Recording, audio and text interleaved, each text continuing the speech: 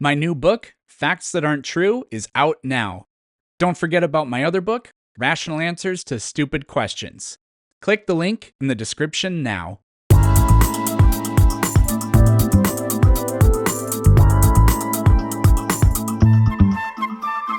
What do you feel would qualify as provable evidence for a creator besides the actual speaking to the creator? Pretty hard to say. I would. One problem I think is that if the creator is outside our domain, then I think it's probably fundamentally unknowable. That's why I'm an agnostic atheist. Hmm. But there's also, it sounds like a cop out answer, but it really isn't. And you just said creator. You didn't specialize it in any way. But if there's supposedly some sort of perfect omni being out there, then that being knows exactly how to prove that it exists, and it clearly hasn't. Yeah, that's fair. So no, I didn't specify. I went creator. I'm pantheist, so I don't affiliate to a particular deity. I just believe in a creator. I don't really know how to feel about which one. Um, so them existing outside of our domain. So do you then believe that there exists a metaphysical universe? Then there is something outside of our physical universe. No, I don't. I don't believe that. So okay, so you don't believe in something that exists outside of our physical domain, but if there was a creator, they would have to exist outside of our domain. Yeah, almost certainly. Yeah. Uh, okay, those seem kind of contradicting then. No, because I didn't Um, say it doesn't exist. I said I don't believe in it. okay, then let's. So, okay. You don't believe in another the domain outside of our universe existing if a deity No. were to exist. Yeah, I mean, Sorry? I just think have you ever heard of the uh, the book Logic, Truth, and or Knowledge? What is it called? Language, Knowledge, and Truth. What the fuck? I'm literally reading this book. Language, Truth, and Logic. Yeah. It's Language, truth, and logic. Yeah, it's by his name is AJ Ayer, and he was particularly influenced by this group of scientists and philosophers. They called themselves the Vienna Circle, and they pushed forward this idea of like logical positivism, and they were really big on verificationism. And a lot of them kind of thought that metaphysics might just be complete nonsense.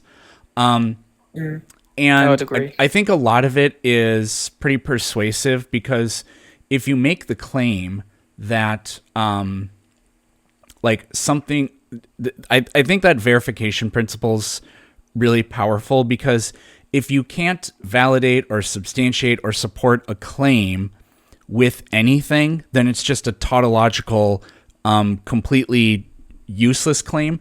Now, but that wouldn't account to like logical claims or like mathematical claims. But those aren't supposed to represent something real. They are meant only to represent something abstract. And if God or Yeah. whatever or heaven really exists in a different realm, I think it's just completely, it's just not a useful claim. Yeah, I well, articulated I that don't. very poorly, but like I said, I just started No, it's okay. I got the gist. reading it. Um, sounds like it's from a Scotsman as well. So I agree. I don't really believe in the metaphysical universe. It doesn't make a whole lot of sense because it would kind of make it confusing for our universe to exist. Then why does our universe have the laws that it does if there is a space where these laws that clearly can't apply because it's outside of? Um, but going back, I want to try and stay on that creationism as best as I can. I'm known for tangents. Everybody I talk to, it's always tangent this and that. Um, so I think the best way I can articulate then would be to do with do you see any logic to the formation of sentiency? Well, I don't know what you mean by that. So we can agree that sentiency is somewhat unique to particular organisms on this planet. Yeah, like plant cells, we don't determine them to have sentiency to the extent that humans do. Yeah, I I'm fine with Do you that. see logic? Do you see logic in why there is a difference in those things? Because I mean, we're Between both sentient and non-sentient things? yeah. Do you see logic in not having sentiency? Oh. Um so I think I don't want to say this. To me, the way I think about it is what fundamentally makes life a little bit different, especially from this sentience lens or whatever, is that living thing. This is funny because I got this idea from reading. I did some research on. I was doing like debunking episodes for this podcast I have. I was going over debunked scientific ideas of the past. And one was on what's called like the vital essence, which was oftentimes called the soul. And what philosophers like, I think Aristotle and a few others argued was that living things are internally driven, and that's what makes them fundamentally unique. And I actually really like that because an inanimate object is, I used to actually have a pretty good way of putting this, but I never like wrote it down and I never talk about it. So this will probably come out pretty poor, but inanimate objects are literally they only change by virtue of their environment exerting forces upon On them. them. That's it. Yeah, they experience the world. Except for like nuclear decay, I guess is technically it's technically internal, I suppose. I Whereas mean, living that's things, entropy, though. yeah, whereas living things, yes, they are absolutely affected by the environment, but they also have internal drives and causes that cause them to affect themselves and their external environment, which I think is a pretty cool and useful distinction, because if we were going to discover some form of life somewhere else in the universe, it may not be biological in any kind of sense that we can understand it, but if it does that, then that's I think that would be indicative Wonderful. of some form of life. Now, with regard to sentience, I like clearly I think that human beings are sentient, and that's because I'm meta aware and I can make that claim. But what is it You have the boiled? ability to make a choice. Yeah, but what does it boil down to? Well, I think if I were going to try to word it or whatever, I would say it's going to have to come from what I was talking about a little bit ago, because what a living thing does is it I guess it kind of ultimately rests in the ability to react to stimuli in your environment and then produce some sort of action to it. Now, that doesn't mean like, how do I say it? Like Okay, so literally, reductionist then, yeah. yeah, I mean like a phosphorescent mineral, like in a way does that, because when light hits it, it will phosphoresce a different color or fluoresce a different color, whatever. But I don't think that's the same. And again, I'm literally just thinking out loud, so I don't have a No sophisticated way to spitball at put all. it. But there we go. Yeah, it is interesting because I mean, I don't go to the extent that you do. I mean, I'm only bloody 24 and I've got a kid, so I'm exhausted most of the time. I ain't got the ability to read a whole lot. I used to read, but it's gone out the window. I'm now kids' books all the time. But back to it. So I like to interpret. Okay, I find it logical to interpret sentiency from the ability to make choices and preference. Sure. So it's not necessarily just those internal drives, because if you have two situations that can result in an equal amount of let's call it pleasure, like if I were to eat a hamburger or a hamburger with cheese, but I have absolutely no preference to whether I want the hamburger with cheese or not, and it's going to cost me nothing. I'm hit fit, so I don't need to worry about the calories. It's those kinds of things. It's about being able to exert a preference all of a sudden, because as I said, like I've got cats, and if I gave my cats bloody two different flavored pouches, they aren't going to have that same level of preference. I could throw all of the pouches out there, salmon, chicken, turkey, beef, and they would just eat them all. It's that level of sentiency, because Yeah. they can. Animals can experience emotions, but we can. It's preference that I think we could stem from, because in the way I understand it, preference doesn't necessarily have logic 100% of the time, and I like to pick at the things that just aren't 100% repeatable, because those are the ones that you can unpick. You can't unpick something that's 100% repeatable. So then now it's about the logic of not possessing sentiency. So why is it that oh my god, why am I struggling right now? Eukaryotes and prokaryotes. Why is it that prokaryotes never developed sentiency, or did not develop sentiency the same way that we, as coming from eukaryotics? Well, they're not complex enough, I would say, to do that. I mean, you could, like in theory, you could build a computer that can do what modern computers do with vacuum tubes, but it would just, it's so impractical, and it would take so much energy and be so huge that it's not going to happen. But like in theory it could. But for a prokaryote, they just literally lack the complexity to be able to do it. But I don't think that they lack it, because I'm pretty sure there are unicellular organisms that, I'm not 100% sure about bacteria, but they have Bacteria.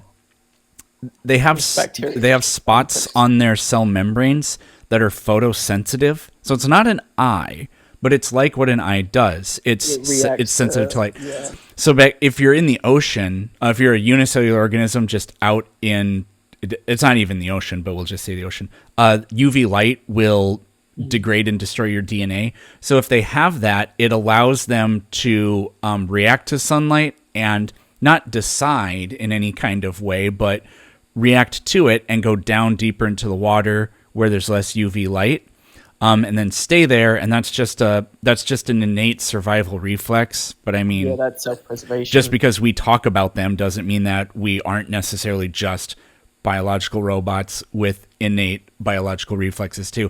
And then they come up closer to the surface when the sun is not out or whatever. So I think they Yeah. do that kind of thing. It's just less sophisticated. Sophistication then. Well then, bringing it into the comparison of humans then, because so if we were to, so complexity and their, so oh my god, I keep repeating myself, do apologize. So plants are too simple to possess sentiency. The energy requirements just aren't appropriate. However, we can observe large what do you call it? We have large areas that are technically just one big old plant. It's the Yeah, Pando in Utah. yeah, it's just Plant- one large plant, Yeah. and now we're able to see that plants are capable of maximizing their ability to absorb energy via photosynthesis and therefore an uptake of nutrients. Yeah. Well, they communicate with other plants too. They've been able to find, and this happens because of a symbiotic relationship with fungi, but they've found that if two trees that are next to each other and they share a mycelium network with their root system, if one tree, and even if they're different species, if one tree, No, mycelium are eukaryotic, not prokaryotic. yeah, but you're talking about trees just a little bit ago, right? Yeah, trees as in prokaryotics. I No, want to hold on to plants prokaryotes 'cause, are bacteria and archaea. why am I bugging? What's Plants and animals would be. Oh my god, I'm bugging, aren't I? Yeah. Okay. Well, I would say, and like it doesn't matter because everything I've said is relevant to Yeah, each no, of those. you're not wrong. But no, plants. What they've found is that when a bug, or I don't know if they've done this with fire, but they've done it with bugs. When some sort of like bark beetle or whatever invades one plant, it releases. I don't know what the Warning chemicals signals. are, but it can travel through the mycelium network and then go to a neighboring tree, even if it's of a different species. And that tree can do things like secrete excess sap that will ward off the bug. So they have what we would call an immune system response, essentially, built within them that can actually be communicated to other members, which is pretty remarkable. And I think that that's a kind of I have the hiccups, a kind of sentience. Okay. I would do my little scare tactic to get rid of the hiccups, but I don't think it'd work through the great old internet. Yeah, I it's troublesome though because again, I so I'm not saying you have to do that, but it's like again I come to that preference because the idea of sentiency in that idea, I can't. You're not wrong. However, what I'm hearing is more self-preservation driven and external factors. I don't want to have my little bubble invaded. I don't want to have threats to my well-being. Therefore, this is the reaction that I'm going to have. I am aware of the Well, stimulus, I thought and this is my reaction. I thought that's what compatibilism was when something acts in according with its own desires. So if we're allowed to attempt to describe free will in that sense, then I actually don't really see how a plant doing that is not kind of the same thing. Now you can say because a plant lacks a mind, it doesn't even have desires, and it's like, well, I mean, No, whatever. not necessarily mind because mind is very tricky. I mean, we could have the whole argument of where does the soul exist and where does life exist? Brainstem death, heart stop beating. What do we go on with?